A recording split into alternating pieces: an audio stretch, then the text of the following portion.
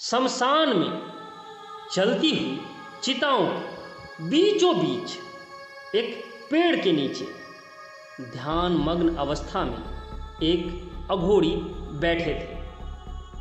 वो कोई दिव्य महापुरुष लग रहे थे और उसी पेड़ के नीचे आसपास कुछ बुजुर्ग, कुछ नौजवान बैठे आपस में बातें कर रहे थे। शमशान में वे लोग लाश फूकने गए थे,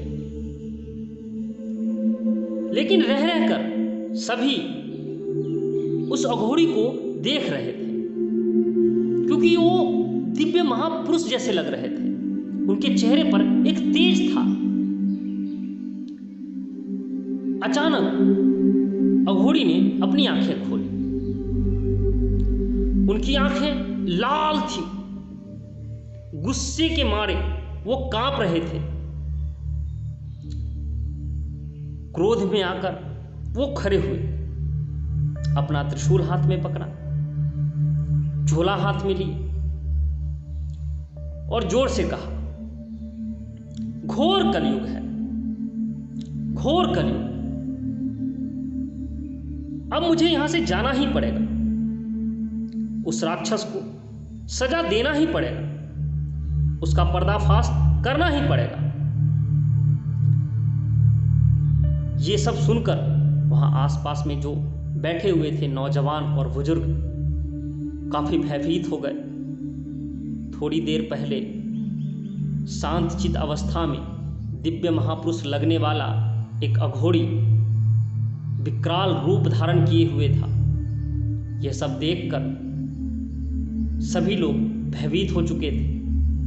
हिम्मत करके एक बुजुर्ग अघोरी के पास गए और अघोरी से विनम्रपूर्वक हाथ जोड़कर पूछा, बाबा, हम लोगों से कोई भूल हुई, हमने आपके ध्यान में विघ्न उत्पन्न किया, हमसे गलती हुई, हमें क्षमा कर दीजिए।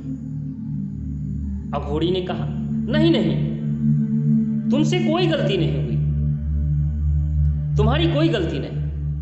मैं तो उस पापी की बात कर रहा हूं जिसे सजा देनी है, जिसने घोर पाप किया है। मैं उसका चेहरा सबके सामने लेकर आऊंगा। सब लोग आश्चर्यचकित थे। बाबा किसकी बातें कर रहे हैं? कौन है वो पापी? किसे सजा देंगे ये? पर किसी की हिम्मत नहीं हो रही थी अघोरी के पास जाकर उनसे कुछ पूछे। अघोरी गांव की तरफ चल पड़े। वहां जितने भी व्यक्ति थे उत्सुकतावश वो भी बाबा के पीछे चल पड़े। बाबा के साथ चलते चलते एक बुजुर्ग ने हिम्मत करके बाबा से पूछा, बाबा बताइए ना, कौन है वो पापी जिसका आप पर्दाफाश करने जा रहे हैं? आखिर क्या पाप किया है इसने?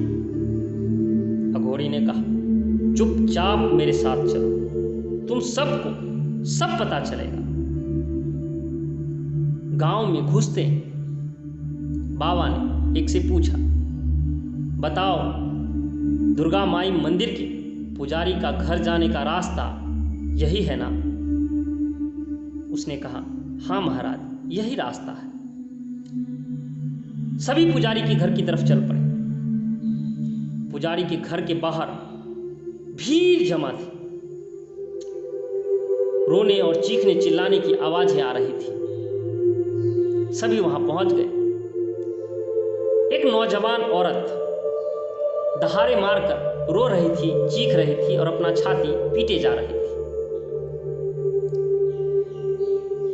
एक बुजुर्ग हिम्मत करके पुजारी के पास गया और पूछा, क्या बात है? किस बात का रोना और पीटना लगा हुआ है?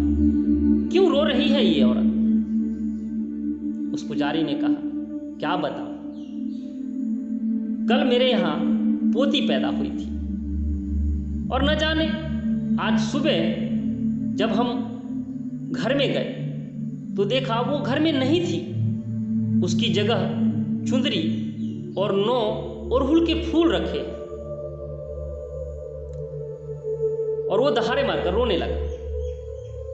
अघोरी काफी क्रोधित हो रहा था। उसे बहुत गुस्सा आ रहा था।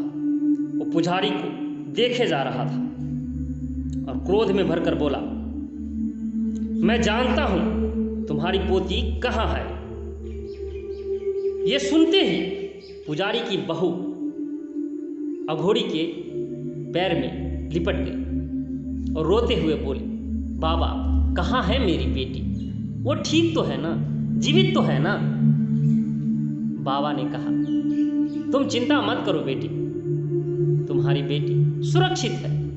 माँ दुर्गा नाग नागिन के रूप में तुम्हारी बेटी की रक्षा कर रही है। तुम चिंता मत करो, तुम मेरे साथ चलो। पुजारी क्रोधित हो गया। उसने कहा, यह ढोंगी है, यह पापी है, तुम इसका विश्वास कर रही हो? मुर्दा खाने वाला व्यक्ति, यह क्या तुम्हारी मदद करेगा? पुजारी का लड़का पुजारी से कहा, पिताजी एक बार जाने में क्या हर्ज है, देख लेते हैं, अगर अघोरी गलत हुआ तो हम वहां इसको सजा देंगे। सभी अघोरी के पीछे चल पड़े। गांव से 2 किलोमीटर दूर एक सुनसान जंगल के बीचों बीच एक सूखा हुआ कुआं था। अघोरी उस कुएं के पास पहुंच गया।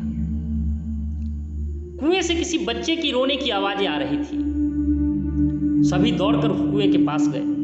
कुएं के आसपास विषैले सर्प घूम रहे थे। अघोरी ने कहा, चिंता मत करो, ये सब सर्प यहां से हट जाएंगे। पुजारी की बहू दौड़ते हुए कुएं के पास गई। कुएं में झांक कर देखी, अंधेरा कुआं था, पर उसमें से किसी बच्चे की रोने की आवाजें आ रही थी। गांव वाले कुएं में नीचे उतरे।